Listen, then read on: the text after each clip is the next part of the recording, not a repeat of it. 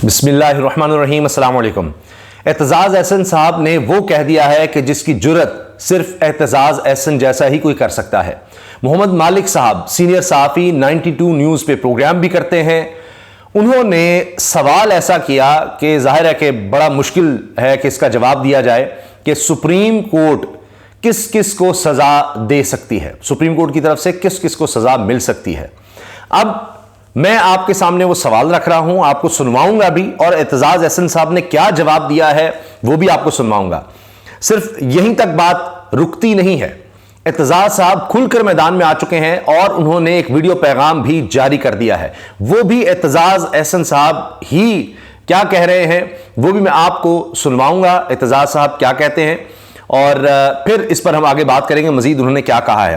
पहले यह मैं आपसे अर्ज कर दूं कि खुद जो 92 न्यूज़ ने ट्विटर पर ये जो क्लिप शेयर किया है एतजाज़ साहब का और मोहम्मद मालिक साहब के सवाल का, इसमें नुसरत जावेद साहब भी और आरफीन भट्टी साहब भी, ये भी सीनियर सहाफ़ी हैं, ये भी मौजूद हैं। और उनकी मौजूदगी में ब्रेकिंग व्यूज़ विद मालिक ये प्रोग्राम का नाम है।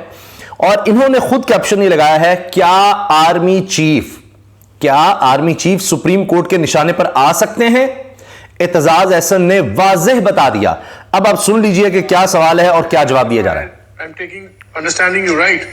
आप ये कह रहे हैं कि फाइनेंशियल मैटर के ऊपर प्राइम मिनिस्टर के खिलाफ एक्शन हो सकता है और ट्रूप्स ना देने के ऊपर आर्मी चीफ भी महफूज नहीं है सुप्रीम कोर्ट के हाथ से। ये देखिए कि क्या सवाल है कि जी आर्मी चीफ पर भी क्या बात आ सकती है। और वो कह रहे हैं कि मैं अगर आपको सही समझ रहा हूं तो आप ये कह रहे हैं कि शहबाज शरीफ पर बात आ सकती है, उन्होंने फाइनेंसेस नहीं दिए, और आर्मी चीफ की तरफ बात आ सकती है कि उन्होंने ट्रूप्स नहीं दिए। तो इसका जवाब अब एतजाज़ साहब दे रहे हैं, वो सुनिए। के हाथ से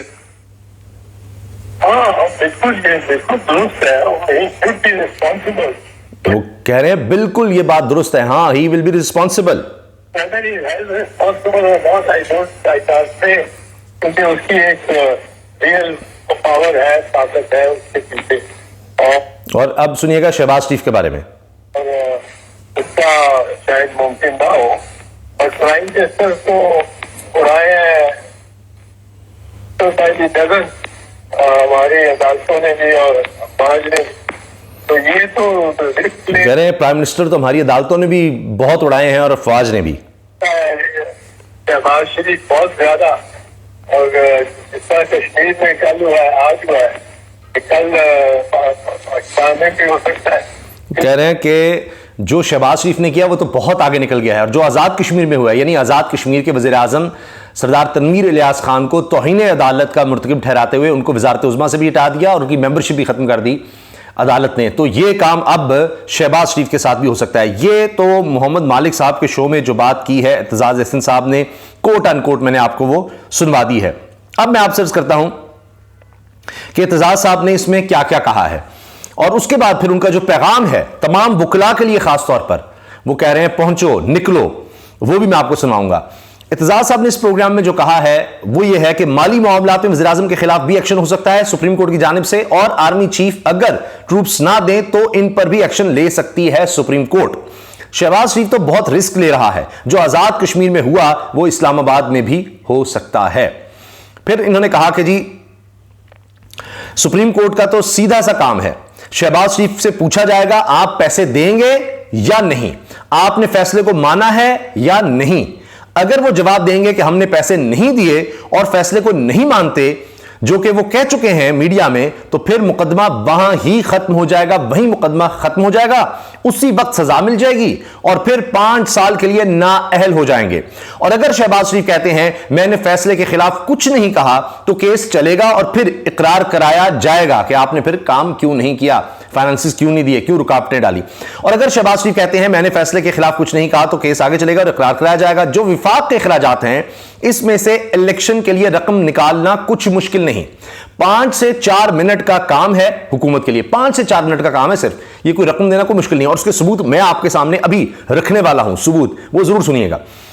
जो भी फंड्स किसी काम के लिए मुख्तस किए गए हों वो भी दोबारा देखे जा सकते हैं। लिहाजा कहते हैं अल्लाह ना करे कि अगर सैलाब आ जाए तो भी इनको पैसे निकालना ही पड़ेंगे, फिर तो सब देखना ही होगा। इलेक्शन तो कराना ही पड़ेंगे, ये आईनी हक है कौम का, इनको इलेक्शन कराना ही पड़ेंगे, इससे ये भाग नहीं सकते। इत्तेजाज साहब ने कहा अगर वज़ीर आज़म इलेक्शन का कह देते हैं और सिक्योरिटी इदारे की जानिब से ट्रूप्स फराहम नहीं किए जाते हैं तो इदारे के सरबराह और वज़ीर आज़म दोनों को मुश्किलात का सामना करना होगा।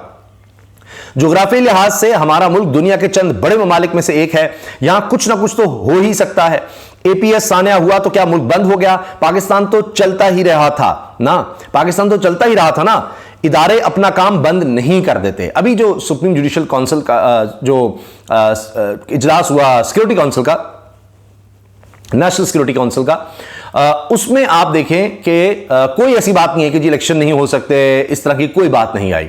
तो उधर भी आप देखें कि हुकूमत को मुश्किलात का सामना करना पड़ा कि वो जो चाह रहे थे उतनी स्टेटमेंट कोई किसी किस्म की नहीं आई। अब रुकावट जो है डाली जा रही इलेक्शन में वो अलग बात है, लेकिन कोई रोका भी नहीं गया उसमें, नेशनल सिक्योरिटी काउंसिल के इजलास में कोई ऐसी बात सामने नहीं आई। अब आप देखें कि इत्तेजाज साहब ने सिर्फ यही नहीं कहा, उन्होंने काजी फाइसा साहब के बारे में बात किया कि हुकूमत की जानिब से जस्टिस काजी फाइसा को बुलाकर यह तासुर देना कि इनका एक ग्रुप है और वो ग्रुप हुकूमत के साथ है, यह पूरी सुप्रीम कोर्ट के लिए शर्मिंदगी और हजीमत का बायस बन सकता है। इत्तेजाज अहसन साहब ने यह बात की। फिर जो मैंने आपसे कहा था, मैं आपके सामने सबूत रखूंगा फाइनेंसिस के, आप अंदाजा लगाएं कि सिर्फ एहसन इकबाल साहब अपने मंसूबों के लिए, तरक्याती मंसूबों के लिए अपनी वजारत के तहत CWP इजलास में 76 अरब 50 करोड़ के 3 तरक्याती मंसूबे मंजूर करवाए हैं। 76 अरब 50 करोड़, और यहां पर 21 अरब रुपया नहीं दे रहे इलेक्शन के लिए, 76 अरब 50 करोड़ मंजूर करवा लिए एहसन इकबाल ने, एहसन इकबाल साहब ने अपनी जात के लिए कितने जी 76 अरब 50 करोड़ मंजूर करवा लिए 3 मंसूबों के लिए। उनकी डिटेल भी है, लेकिन मैं आपको कम वक्त में चाह रहा हूं कि दूसरी इंफॉर्मेशन भी दे दूं।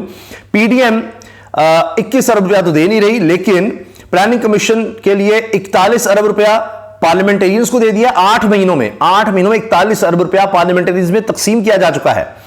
77 अरब जो है वो पावर सेक्टर और NHA रोड्स वगैरह, ट्रांसमिशन ट्रांसफॉर्मर्स और इसके लिए है। ये मार्च की फिगर्स हैं, मार्च से पहले की फिगर्स है, मार्च में तो अब और ज्यादा भी आएगा। तो सोचिए ये अरबों रुपया, 77 अरब अलग से पावर सेक्टर, NHA, 41 अरब पार्लियामेंटेरियंस को, और अभी 76 अरब 50 करोड़ जो है वो एहसन इकबाल की वजारत को ये दे चुके हैं। तो ये तो जनाब इनके हालात हैं जो मैंने आपसे कहा था कि मैं आपके सामने सबूत रखूंगा। तो रकम इनके पास है, वो मसला नहीं है। अब सुनिए इत्तेजाज साहब ने क्या अपील की है, सुनिएगा जरा, ये उनका वीडियो पैगाम है।